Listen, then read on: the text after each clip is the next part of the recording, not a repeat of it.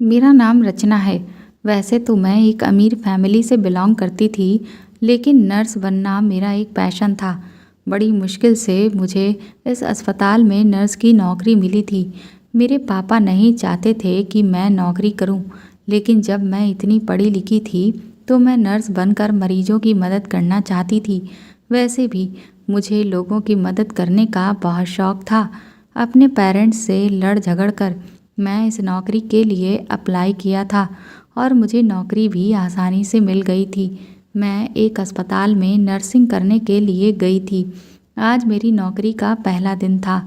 मैं रहती तो एक कस्बे में थी, लेकिन मुझे नर्सिंग की नौकरी आगरा में करनी थी, क्योंकि मैंने सुना था कि आगरा में बहुत सारे अस्पताल बहुत अच्छे हैं और हर शहर का पेशेंट आगरा के अस्पताल में आता है।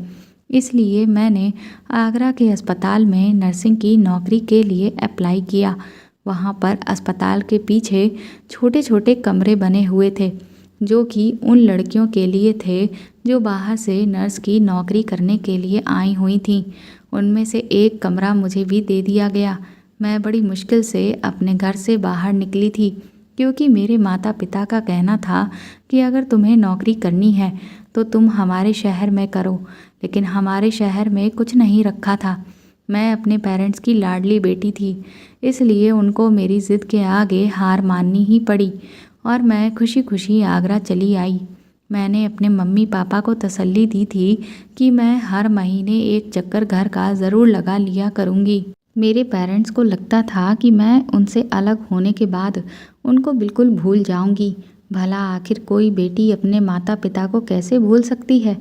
इसीलिए मैंने सोचा था कि मैं यहाँ 10-15 दिन में जब सेट हो जाऊंगी तो 2 दिन के लिए अपने घर चली जाऊंगी, ताकि मेरे मम्मी पापा को तसल्ली हो जाएगी और मुझे देखकर सुकून मिल जाएगा।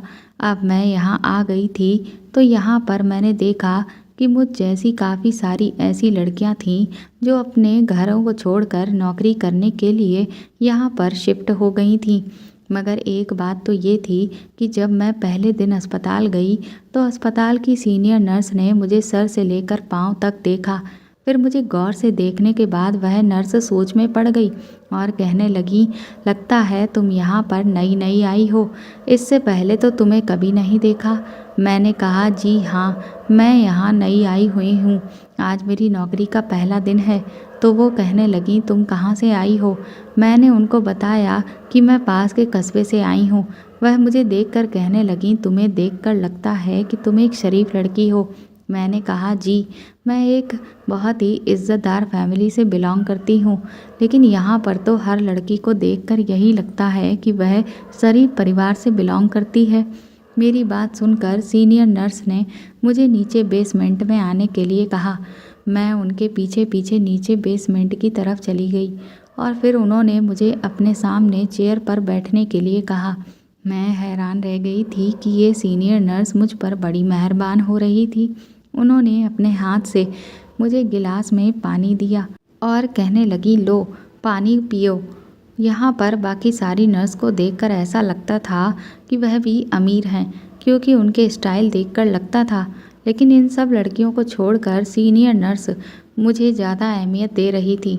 हो सकता है कि मेरे आने से पहले जब ये सारी लड़कियाँ नई नई हो तो सीनियर नर्स ने इनको भी मेरी तरह ही इज्जत दी हो।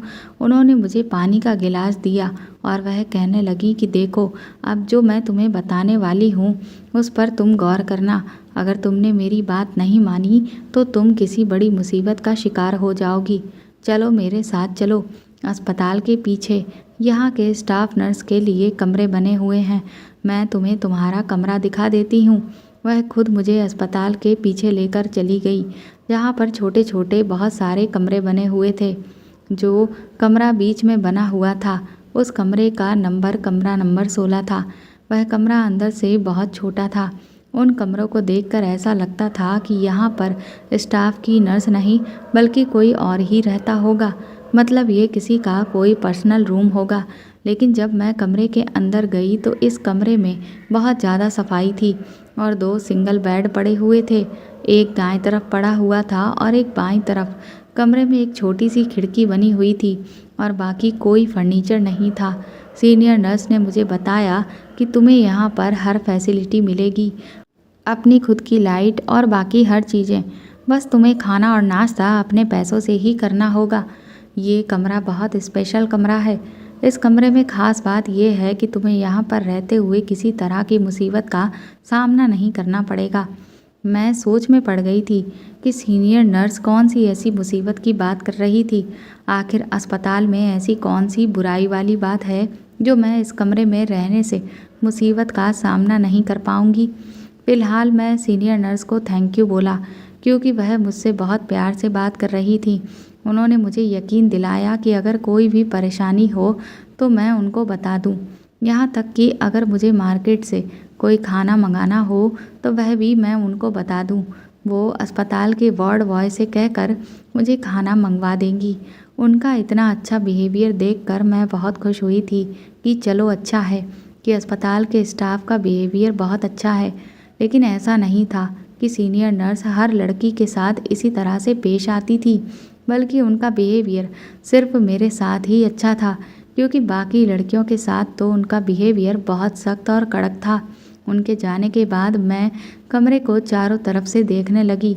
कमरा सच में बहुत अच्छा था और उसमें साफ़ सफाई भी बहुत ज़्यादा थी। मैंने सोच लिया था कि मैं इस कमरे की पूरी लुक ही चेंज कर दूंगी।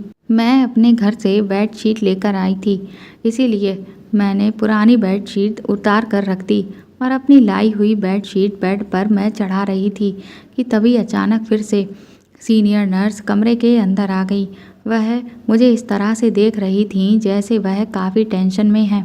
वह मुझसे कहने लगी, सुनो, मैं तुमसे एक बात कहना चाहती हूँ जो कि मैं तुम्हें पहले बताना भूल गई थी। तुम जब भी कमरे में एंटर करोगी तो कमरे के दरवाजे को अंदर से अच्छी तरह से बंद कर लेना, और जब यहाँ से जाओ तब भी लॉक लगा कर जाना और चाबी अपने साथ लेकर जाना।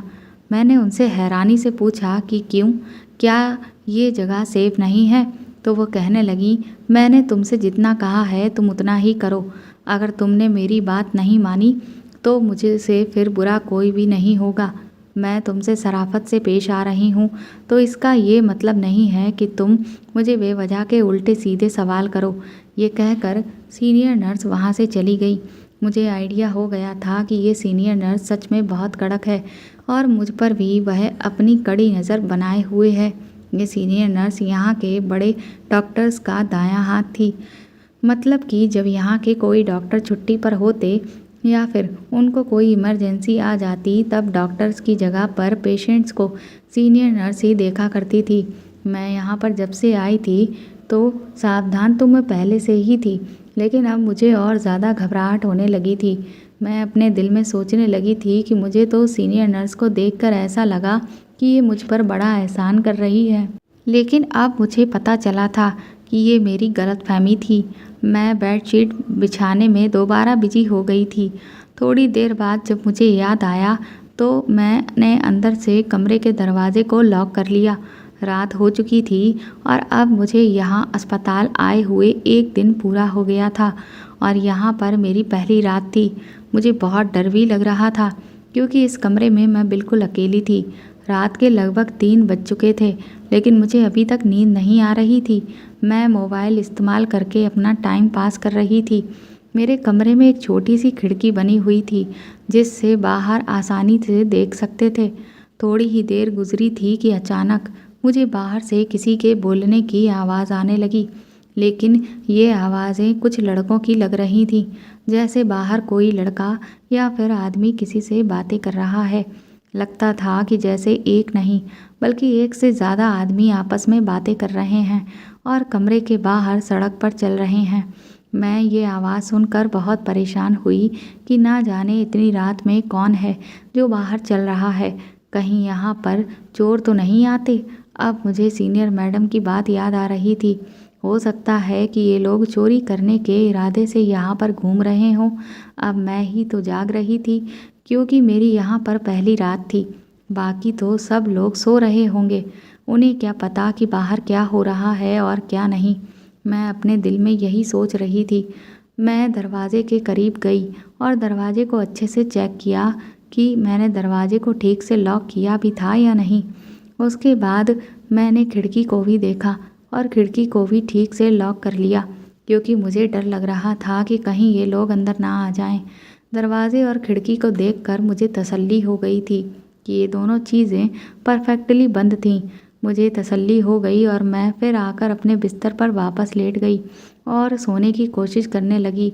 थोड़ी देर के बाद वह आवाज़ें आनी बंद हो गई थीं, मगर फिर 15 से 20 मिनट ही गुजरे होंगे कि फिर से किसी के बोलने की आवाज़ें आने लगीं। और इस बार तो ऐसा लग रहा था कि जैसे ये लोग आपस में झगड़ा कर रहे थे। मुझे उन लोगों के ज़ोर ज़ोर से बोलने की और चिल्लाने की आवाज़ें आ रही थीं। मैं तो लड़ाई झगड़े की आवाज़ को सुनकर ही बहुत डर रही थी और मेरा पूरा शरीर काँप रहा था।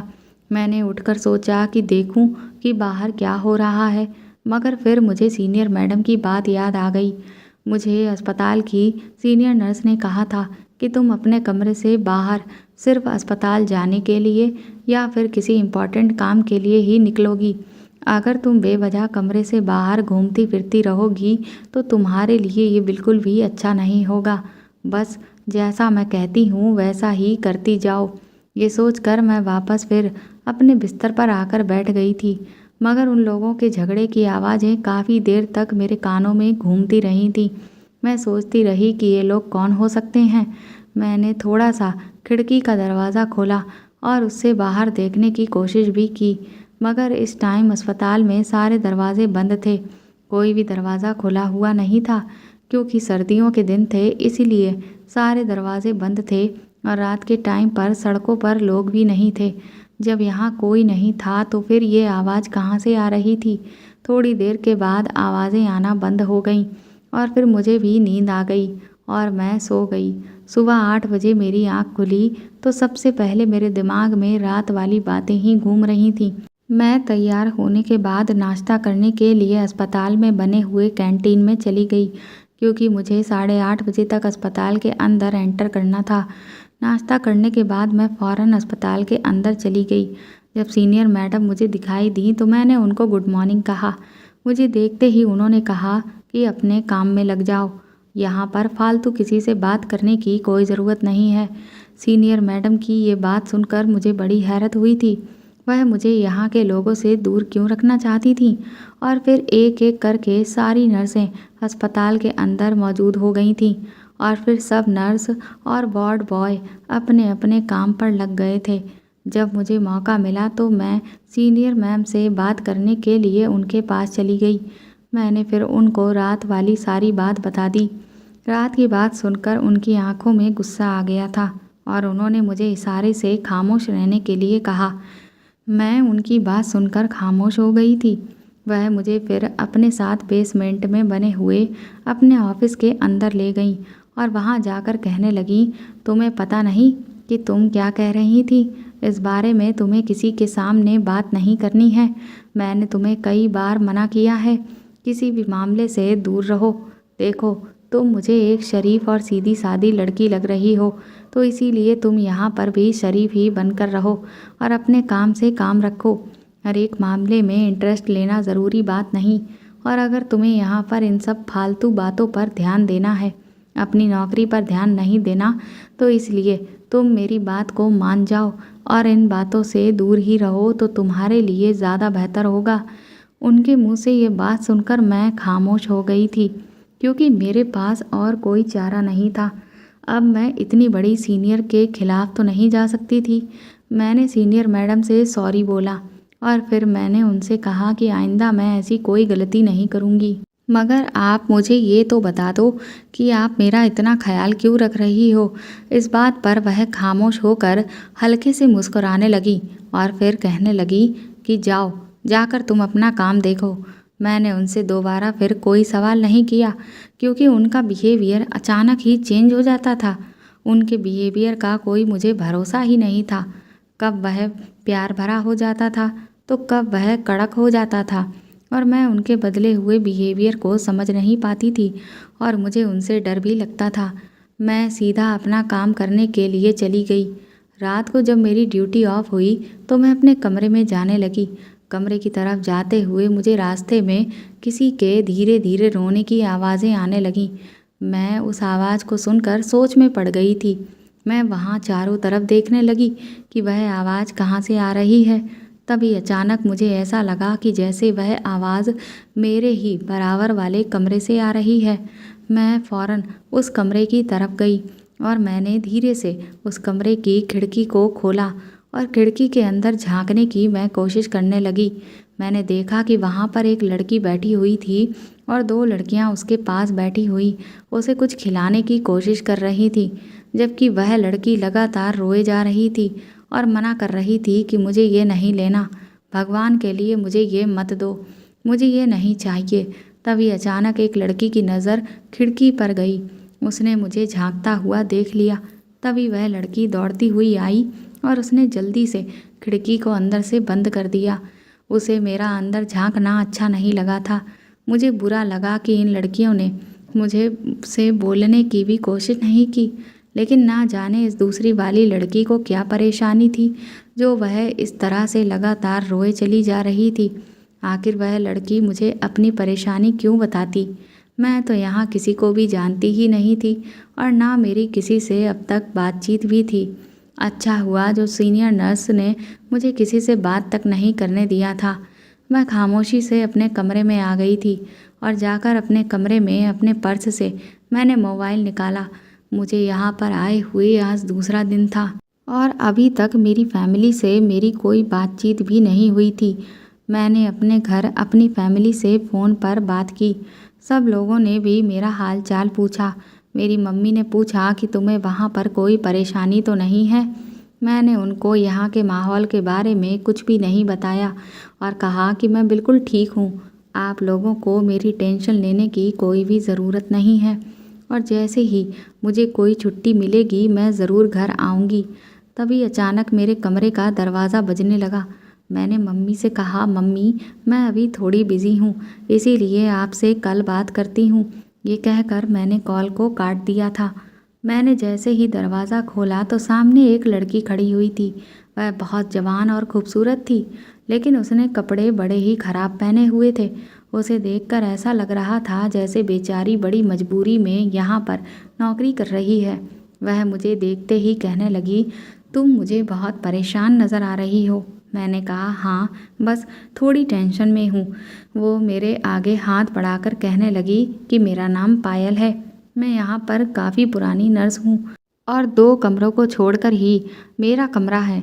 सुना है कि तुम यहाँ पर अभी नई नई आई हो, इसीलिए मैं तुमसे बातचीत करने के लिए चली आई।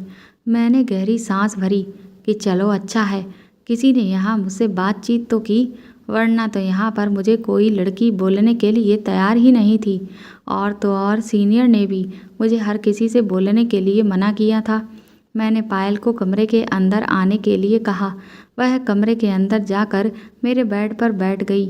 मैं भी उसके करीब जाकर वहीं बैठ गई। तभी अचानक उसने मेरा हाथ पकड़ लिया। मैं हैरान हो गई। वह बहुत ज़्यादा खूबसूरत और गोरी चिट्ठी लड़की थी, जबकि मैं तो एक मामूली सी शकल सूरत की लड़की थी और मेरा कलर भी बस नॉर्मल था।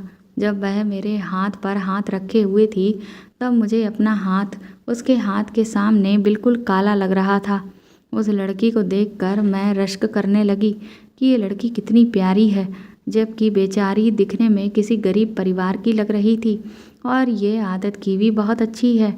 उसके कपड़े भी बहुत पुराने थे और उसके बाल वगैरह भी बिखरे हुए थे। यहाँ पर कपड़े पहनने के लिए तो मेरे पास भी ज़्यादा नहीं थे, क्योंकि मैं यहाँ आने के लिए कोई ख़ास शॉपिंग ही नहीं की थी। वह लड़की मुझसे कहने लगी कि तुम मुझे अपना दोस्त समझना, अगर तुम्हें कोई परेशानी हो तो तुम मुझे बता देना, मैं हमेशा तुम्हारे काम आऊँगी।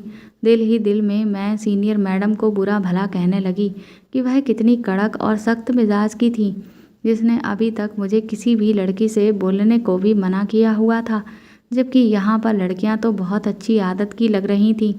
अगर मैं कल ही किसी लड़की से बातचीत कर लेती तो मुझे इतनी परेशानी का सामना नहीं करना पड़ता।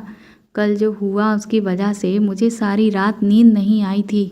उसके बाद मैंने अपनी सारी कल वाली बात उस लड़की के सामने रख दी।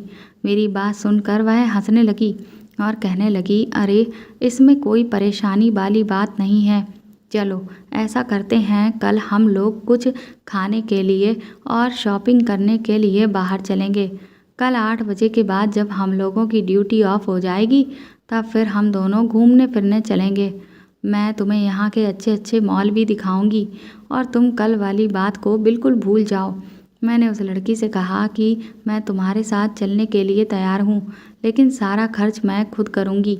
तो वह कहने लगी, अच्छा ठीक है, खर्च तुम खुद कर लेना। मेरी बात सुनकर वह कहने लगी कि कल हम लोग खूब इंजॉय करेंगे। मैं भी उसकी बात सुनकर खूब खुश हो गई थी कि चलो यहाँ पर मुझे इंजॉयमेंट करने का मौका भी मिल जाएगा। वह कहने लगी, चलो फिर कल मिलते हैं, अब मैं सोने के लिए जा रही हूँ। उस लड़की की बातें सुनकर मैं हैरान रह गई थी। मैं सोच नहीं सकती थी कि यहाँ पर कोई लड़की मेरी इतनी अच्छी दोस्त भी बन सकती है कि पहली ही मुलाकात में इस लड़की ने मेरा दिल जीत लिया था। उसके बाद अगले दिन वह लड़की मुझे शॉपिंग मॉल ले गई, लेकिन वहाँ जाकर उसने मुझे सारे कपड़े मॉडर्न ही दिलवाए। मॉडर्न कपड़े ऐसा नहीं था कि मैं पहनती नहीं थी, लेकिन वह काफ़ी शॉर्ट ड्रेसेस थीं। मैं तो सिर्फ जीन्स या टॉप ही पहना करती थी, लेकिन ये शॉर्ट ड्रेस थी जिसमें मेरी बॉडी दिख रही थी। वह लड़की मेरे लिए ज़िद करने लगी कि प्लीज़ तुम ये कपड़े ले लो। मैंने उसको काफ़ी मना भी किया कि मैं इस तरह के कपड़े नहीं पहनती हूँ। उसने कहा कि कोई बात नहीं, मेरी खातिर ले लो। मैंने उसको भी 1-2 ड्रेसेस दिलाईं तो उसने बड़ी खुशी खुशी उन ड्रेसेस को रख लिया। लेकिन मुझे डर इस बात का था कि अगर कभी सीनियर मैडम ने मुझे इस तरह के कपड़े पहने हुए देख लिया तो उनका मुझ पर शक हो जाएगा और फिर वह कहेंगी कि मैंने तुमसे मना किया था ना, तुम फिर भी इन लड़कियों के रंग में रंग गई हो। और वह मुझ पर गुस्सा करेंगी और कहेंगी कि तुम इस लड़की के साथ बाहर घूमने के लिए गई ही क्यों थी। उसके बाद वह लड़की मुझे लेकर एक रेस्टोरेंट में चली गई, जहाँ पर जाकर हम दोनों ने खाना खाया। पायल ने अपनी पसंद के कपड़े जो मुझे दिलाए थे, मैं उनमें से एक कपड़ा भी नहीं पहनना चाहती थी। और पायल, वो मुझसे कहने लगी कि तुम यहाँ होटल के कमरे में जाकर अपना ये ड्रेस चेंज कर लो, उसके बाद हम लोग पार्टी करने के लिए बाहर चलेंगे। लेकिन हमें काफ़ी रात हो चुकी थी। मैंने पायल से कहा, पायल बहुत रात हो गई है, हमें अब अपने रूम पर चलना चाहिए। उसने मेरी कोई बात नहीं सुनी और वह मुझे ज़बरदस्ती बार में चलने के लिए कहने लगी। मुझे बड़ी हैरानी हो रही थी कि वह ये क्या कह रही थी और क्या कर रही थी। वह खुद भी उस रेस्टोरेंट के कमरे में जाकर कपड़े चेंज करके आ गई। उसने भी एक छोटी सी ड्रेस पहनी और मुझे भी पहनने के लिए कहा। मैं लगातार मना कर रही थी, उसने फिर भी ज़बरदस्ती मुझे ड्रेस पहनने के लिए कहा।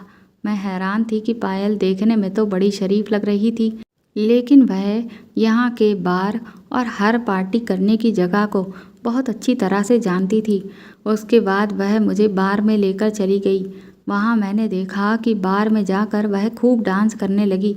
मुझे भी डांस करने के लिए वो कहने लगी, लेकिन मैंने डांस नहीं किया। मुझे वहाँ पर बहुत अनकंफर्टेबल लग रहा था।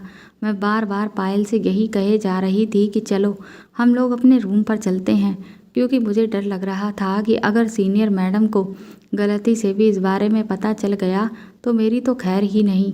आधा घंटा हो गया था मुझे पायल के रूम पर जाने की ज़िद करते हुए। फ़िलहाल पायल मुझे रूम पर लेकर चली गई।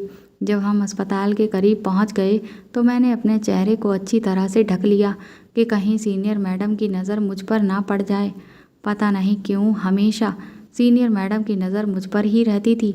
मैं फ़ौरन अपने कमरे के अंदर चली गई और जाते ही मैंने दरवाजे को अंदर से बंद कर लिया और पायल वो अपने कमरे की तरफ चली गई।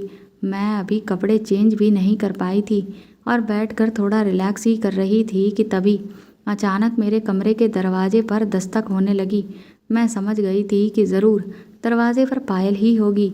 मैंने झट से दरवाज़ा खोल दिया, क्योंकि मुझे सीनियर मैडम की बातें गलत लगने लगी थीं, जो हर टाइम बेवजह मुझे डराती रहती थीं और हर काम करने से मुझ पर रोक टोक लगाने लगी थीं। मैंने जब दरवाज़ा खोला तो देखा कि सामने ही मेरे एक लड़की खड़ी हुई थी। मैं इस लड़की को नहीं जानती थी कि ये कौन है। उस लड़की ने मुझे ज़ोरदार धक्का दिया और मैं ज़मीन पर गिर गई। उसने जल्दी से अंदर आकर दरवाजे को अंदर से बंद कर लिया। मैं उस लड़की को देखकर घबरा गई थी। मुझे डर लगने लगा था। उस लड़की की चाल बहुत डगमगा रही थी। ऐसा लग रहा था कि जैसे वह नशा करके आ रही है। इतनी मैं डर गई कि ज़ोर ज़ोर से चिल्लाने लगी और उससे कहा कि तुम ये क्या कर रही हो। उस लड़की ने आगे बढ़कर मेरी गर्दन पर चाकू रख दिया। वह मुझे खामोश करवाने की कोशिश करने लगी। अपनी गर्दन पर चाकू रखा हुआ देखकर मैं खामोश हो गई थी और मुझे डर की वजह से पसीने छूटने लगे थे। मैंने उस लड़की को पीछे धक्का दिया तो अचानक चाकू ज़मीन पर गिर गया। वह लड़की वैसे भी नशे में थी और उसके हाथ पैर हिल रहे थे, इसलिए वह जल्दी ही नीचे गिर गई। मैंने उससे पूछा कि तुम ये क्या कर रही हो और तुम कौन हो। तभी उस लड़की ने जल्दी से मेरी टांग पर अपनी टांग मारी और मैं फिर से ज़मीन पर ज़ोर से गिर गई। उसने चाकू उठा लिया और मेरे पेट पर लगा दिया और कहने लगी, अगर तुमने मुझसे होशियारी करने की कोशिश की तो अभी इस चाकू को तुम्हारे पेट के मैं आर पार कर दूंगी। मैंने कहा, तुम कौन हो? जल्दी से मेरे कमरे से बाहर निकलो वरना मैं चिल्ला चिल्ला कर यहाँ पर सबको बुला लूँगी। उस लड़की ने मुझसे कहा कि जल्दी से अपने सारे पैसे निकालो, जितना भी पैसा तुम्हारे पास है सब निकाल दो, वरना मैं तुम्हारे साथ कुछ ऐसा करूँगी जिसके बारे में तुम सोच भी नहीं सकती हो। अगर तुमने किसी को भी बताने की कोशिश की तो फिर मैं सबको ये बता दूँगी कि तुम एक चोर हो और तुम सोच भी नहीं सकोगी कि तुम्हारी यहाँ पर कितनी इंसल्ट होगी। मैं उस लड़की की ये बात सुनकर डर गई थी। मैं उससे कहने लगी कि मेरे पास कोई पैसा वैसे नहीं है। तो वह लड़की कहने लगी, अगर पैसे नहीं हैं तो फिर तुमने इतने अच्छे कपड़े कैसे पहने हुए हैं? मैंने कहा, सच में मेरे पास कोई पैसे वैसे नहीं थे, क्योंकि मेरे जो पैसे थे वो मेरे अकाउंट में थे और मेरे पास क्रेडिट कार्ड था। मेरे पास कैश नहीं था जो मैं इस लड़की को देखकर अपनी जान छुड़ा सकती। मैंने मना किया कि मेरे पास पैसे नहीं हैं तो उस लड़की ने ज़बरदस्ती मेरा हाथ पकड़ लिया और फिर अपनी जेब से निकाल कर मेरे बाजू पर एक इंजेक्शन लगाया। इंजेक्शन के लगते ही मैं कब बेहोश हो गई मुझे कुछ पता ही नहीं चला और जब सुबह मेरी आँख खुली तो मैंने देखा कि मेरा क्रेडिट कार्ड और मोबाइल सब गायब था। मैं परेशान हो गई थी। मेरे सर में बहुत तेज़ दर्द हो रहा था। ऐसा लग रहा था कि जैसे चारों तरफ से ज़मीन घूम रही थी। मैं यही सोच रही थी कि मैं तो यहाँ किसी को जानती भी नहीं हूँ। अगर मैंने सीनियर को ये सब कुछ बता दिया तो वह मुझसे कहेगी कि मैंने तो तुमसे पहले ही मना किया था कि तुम्हें यहाँ पर किसी से भी दोस्ती या फिर बातचीत करने की कोई ज़रूरत नहीं है। अब मैं उनको भी कुछ नहीं बता सकती थी। रात जो लड़की मेरे कमरे में आई थी, ना जाने वह कौन थी। मुझे अच्छी तरह से याद है, रात जब मैंने उस लड़की को धमकी दी थी कि मैं सबको तुम्हारे बारे में बता दूंगी, तब उसने मुझसे कहा था कि अगर किसी को बताने की कोशिश की तो तुम्हारे साथ अच्छा नहीं होगा। लेकिन मेरे पापा की पहुंच बहुत दूर दूर तक थी, इसलिए मैं यहाँ पर बिल्कुल भी डर कर नहीं रह सकती थी। मैंने पहले तो अपने कपड़े चेंज किए, उसके बाद मैं फ़्रेश होकर नाश्ता किए बिना ही फ़ौरन सीनियर मैडम के पास गई। वो कहने लगी कि मैंने तो तुम्हें पहले ही कहा था कि यहाँ तुम्हें किसी से बातचीत करने की कोई ज़रूरत नहीं और फालतू में अपने कमरे से बाहर निकलने की भी कोई ज़रूरत नहीं। हमेशा अपने कमरे को अंदर से लॉक लगाकर ही रखना। लेकिन तुमने मेरी कोई बात नहीं मानी। मैंने कहा, मैडम कमरे का दरवाज़ा बंद ही मैंने किया हुआ था, लेकिन किसी ने मेरे कमरे पर दरवाजे पर ज़ोरदार दस्तक दी। मैंने तभी दरवाज़ा खोला था। सीनियर मैडम ने कहा कि अच्छा ठीक है, तुम अपने कमरे में जाकर आराम करो, आज तुम्हें काम करने की कोई ज़रूरत नहीं है। मगर अगर अब तुम अपने कमरे से बाहर निकली तो फिर तुम्हारे साथ बिल्कुल भी अच्छा नहीं होगा। मैं यही सोचने लगी कि मेरे साथ इतना खतरनाक हादसा हो जाएगा मैंने कभी नहीं सोचा था। मेरा दिल ज़ोर ज़ोर से धड़क रहा था।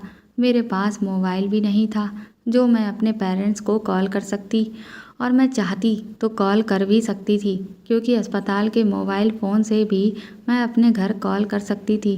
लेकिन मैं अपनी फैमिली वालों को परेशान नहीं करना चाहती थी, इसीलिए मैंने उनको कुछ नहीं बताया।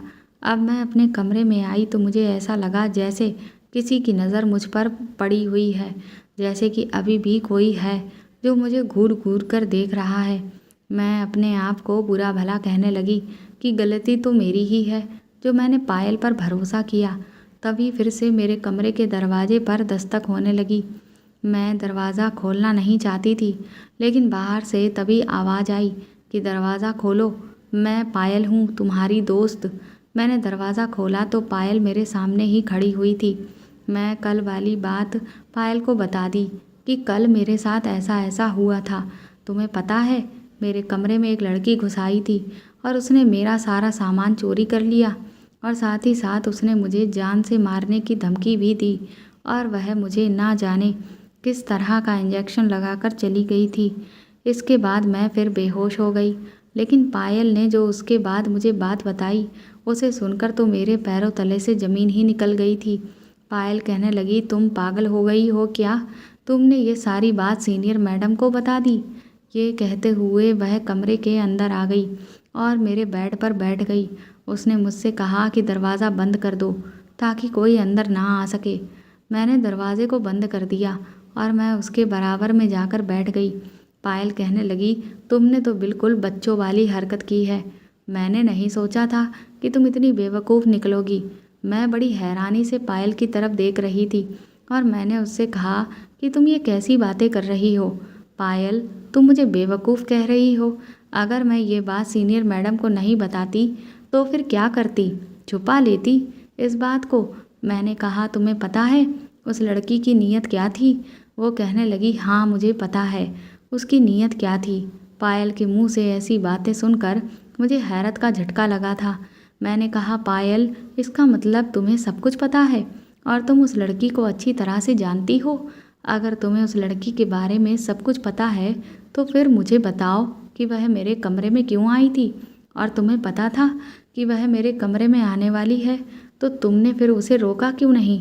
पायल कहने लगी, देखो मैं जानती सब कुछ हूँ, लेकिन मेरा इस काम में कोई फॉल्ट नहीं। आज मैं नौकरी छोड़कर जा रही हूँ क्योंकि मुझे यहाँ पर नौकरी करते हुए अब पूरे 3 साल हो गए हैं और अब मेरी फैमिली वाले चाहते हैं कि वह मेरी शादी कर दें, इसीलिए मैं यहाँ से जा रही हूँ। तुम एक अच्छी फैमिली से बिलोंग करती हो, इसीलिए तुमसे यही कहूँगी कि तुम भी यहाँ से चली जाओ। मैं नहीं चाहती कि जिस तरह से मैं इस दलदल में फंस गई थी तुम भी इसी दलदल में फंस जाओ, इसलिए तुम यहाँ से नौकरी छोड़कर चली जाओ, इसी में तुम्हारी भलाई होगी। वह मेरी कमर पर 2 बार हाथ मारकर कमरे से बाहर निकल गई और मैं हैरान और परेशान होकर अपना सर झुकाए बैठी रह गई थी कि पायल के कहने का आखिर क्या मतलब था। क्या मैं किसी दलदल में फंस चुकी हूँ? पायल ये कहकर बाहर निकल गई। मैं फिर पायल के पीछे पीछे जाने लगी। मैंने देखा कि पायल अस्पताल के अंदर जा रही थी। मैं भी पायल के पीछे पीछे चली गई। तभी अचानक से मेरा हाथ सीनियर मैडम ने पकड़ लिया और उन्होंने मुझसे कहा कि तुम कहाँ जा रही हो? जब मैंने सीनियर मैडम की नज़रों में देखा तो उनकी नज़रों में मुझे बहुत ज़्यादा गुस्सा नज़र आया था। वो मुझसे कहने लगी कि तुम्हें मैंने मना किया था ना कि तुम इस लड़की से ज़्यादा बातचीत नहीं करोगी, और अभी भी तुम इसके पीछे ही भागी चली जा रही हो। अब तुम आखिर कहाँ जा रही हो? मैंने कहा कि मैडम, पायल यहाँ से नौकरी छोड़कर जा रही है और मैं उससे ये पूछने जा रही हूँ कि वह आखिर मुझे किस दलदल में फंसने की बात कर रही थी। सीनियर मैडम मुझ पर चिल्लाते हुए कहने लगी, पायल ने तुमसे कहा है कि तुम यहाँ से चली जाओ। मैं बड़े भोलेपन से सीनियर मैडम को ये बात बताई थी तो वह कहने लगी कि आओ मेरे साथ चलो। तुम जैसी पागल लड़कियों को समझाना बहुत ही ज़्यादा मुश्किल होता है। आखिरकार तुम पढ़ी लिखी लड़कियां अनपढ़ लड़कियों की बराबर ही तो होती हो। मैंने तुमसे कितनी बार मना किया था कि तुम बेवजह अपने कमरे से बाहर मत निकला करो। मैं तुम्हें आराम करने के लिए बोला था कि और इसीलिए मैंने तुम्हें कमरे में भी भेजा था। अभी मैं तुम्हें पायल की सारी हकीकत बताती हूँ। पायल को ये नहीं पता था कि मैं उसके पीछे आ रही थी। सीनियर मैडम फिर मुझे अस्पताल के पीछे वाले रास्ते की तरफ लेकर चली गई और वहाँ पर हम एक दीवार के पीछे खड़े हो गए। सीनियर मैडम ने मुझसे कहा कि तुम पायल की हकीकत आज खुद अपनी आँखों से ही देख लो, अब तुम्हारी सब कुछ समझ में आ जाएगा। फिर मैंने देखा कि पायल एक वार्ड बॉय से बातें कर रही थी। वो वार्ड बॉय पायल से कह रहा था कि रात रजनी ने अपना काम कर दिया, उस लड़की का मोबाइल भी चुरा लिया और उसका क्रेडिट कार्ड भी, साथ ही साथ उसे इंजेक्शन भी लगा दिया। अब जब दोबारा से रात होगी तो फिर उस लड़की को ड्रग्स की ज़रूरत होगी। जब उसे ड्रग्स की तलब लगने लगेगी तो फिर वह बेचैन हो जाएगी और फिर वह तुमसे कांटेक्ट करने की कोशिश करेगी और कहेगी कि मुझे उस लड़की के पास लेकर चलो जिसने मुझे इंजेक्शन लगाया था। बस इसके बाद हम उस लड़की को खूब लूट सकेंगे। उसको ड्रग्स के इंजेक्शन दे देकर इतना पागल बना देंगे कि वह बेचैन हो जाएगी और फिर हम उससे पैसे लेते रहेंगे। पायल कहने लगी कि अगर इस पागल लड़की ने सीनियर मैडम को सब कुछ बता दिया तो मैं तो उससे कहा कि मैं अपनी नौकरी छोड़कर जा रही हूँ। वह लड़की बहुत हिम्मत वाली है, वह शांत नहीं बैठेगी। मैंने रजनी से कहा था कि उसे प्यार से बात करे, लेकिन रजनी ने तो उसे चाकू दिखाकर डरा दिया। मुझे पता है कि ये लड़की एक अमीर पिता की बेटी है। अगर ये चाहे तो हम लोगों को अरेस्ट भी करवा सकती है। बस भगवान से प्रार्थना करो कि ये लड़की किसी को कुछ ना बताए, वरना हम लोग पकड़े जाएंगे। वार्ड बॉय कहने लगा कि तुम बिल्कुल भी फिक्र मत करो। आखिरकार उस लड़की के पास कोई सबूत नहीं है जिसकी वजह से वह हमें पकड़वा सके। वह दोनों थोड़ी देर तक इसी तरह से बातें करने के बाद फिर वहाँ से चले गए और मैं उनकी बातें सुनकर हैरान रह गई थी। मुझे तो अब ऐसा लग रहा था कि जैसे मुझे अपना होश ही नहीं है। सीनियर मैडम ने कहा कि देख लिया तुमने सब कुछ और सुन लिया अपने कानों से। सीनियर मैडम ने फिर मेरा हाथ पकड़ा और फिर वो मुझे सीधा अपने ऑफिस में लेकर आ गई। वो कहने लगी कि अब बताओ, यही वजह है जो मैं तुम्हें इन लोगों से दूर रहने के लिए कहती थी। मैंने सीनियर मैडम की तरफ देखा और उनसे कहा कि जब आपको ये सारी बातें पहले से ही पता थी तो फिर आपने इन लोगों के खिलाफ कोई एक्शन क्यों नहीं लिया।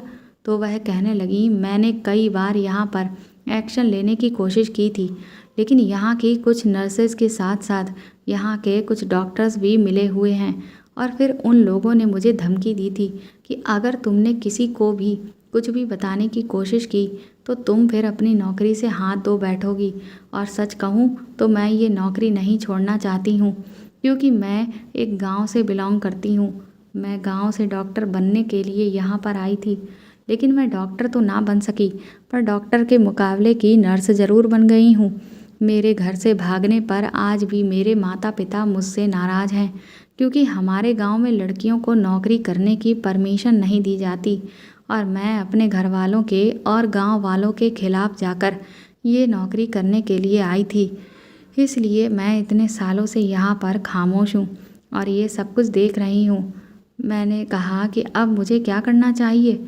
तो वो कहने लगी कि तुम एक अमीर परिवार से बिलोंग करती हो ना, तो मैं तुम्हारी मदद करूँगी इस पूरे ड्रग्स वाले ग्रुप को पकड़वाने के लिए। मैंने कहा वो कैसे होगा। फिर मैडम ने कहा कि तुम बस अपने फादर को यहाँ पर बुला लो।